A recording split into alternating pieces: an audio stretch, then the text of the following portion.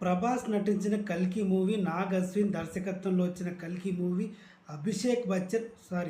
అమితాబ్ బచ్చన్, కమల్ హాసన్ ఇంకా మంచి మంచి క్యాస్టింగ్‌తో వచ్చిన అద్భుతమైన సినిమా 'కల్కి'. 'కల్కి' సినిమా ఉందా? పోయిందా? ఎలా ఉంది?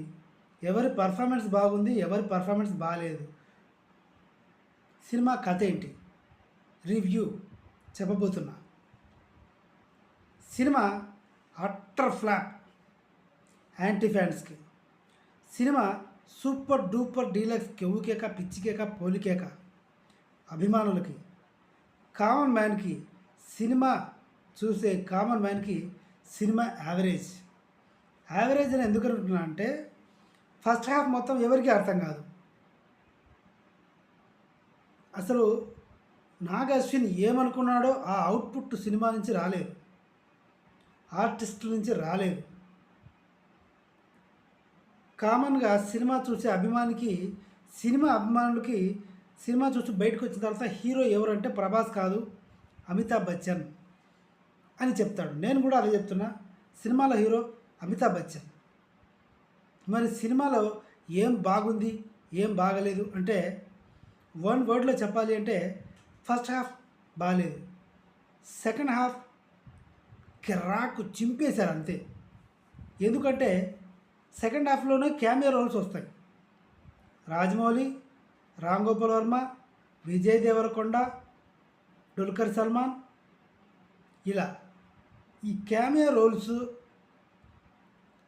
సెకండ్ హాఫ్లో వచ్చిన టేకింగ్ బీభత్సం.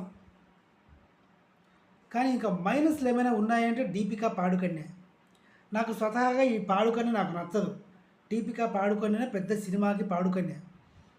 Kamal Haasan performance ultimate. Prabhas mannerism ultimate. ఇక రామ్ గోపాల్ వర్మ సినిమాలో నటించడం అంటే అది మామూలు విషయం కాదు. క్యామియో రోలు అయినా సరే అలా వచ్చి ఇలా వెళ్ళిపోతాడు. విజయ్ దేవరకొండ కూడా అంతే, రాజమౌళి కూడా అంతే. వీళ్ళు సినిమా సెకండ్ హాఫ్లో క్లైమాక్స్లో వచ్చిపోతారు. సినిమా మొత్తం అమితాబ్ బచ్చన్ గారు, ప్రభాస్, కమల్ హాసన్ వీళ్ళ మీద నడుస్తుంది. కలియుగం అయిపోయిన తర్వాత, అంతం అయిపోయిన తర్వాత జరిగేది అన్నమాట కథ మొత్తం. ఇది ఓవరాల్గా సినిమా RRRని మించిపోయింది, బాహుబలిని మించిపోయే రేంజ్లో ఉంది అన్నారు, కానీ అంత లేదు. సినిమా క్యామియో రోల్స్ కోసం చూడొచ్చు. క్యాస్టింగ్, కథ ఇంట్రెస్టింగ్ అయితే ఉంది. ఫస్ట్ హాఫ్ బోర్ కొడుతుంది, ఇది ఒక్కటే మైనస్ పాయింట్, మిగతా అంతా ఓకే.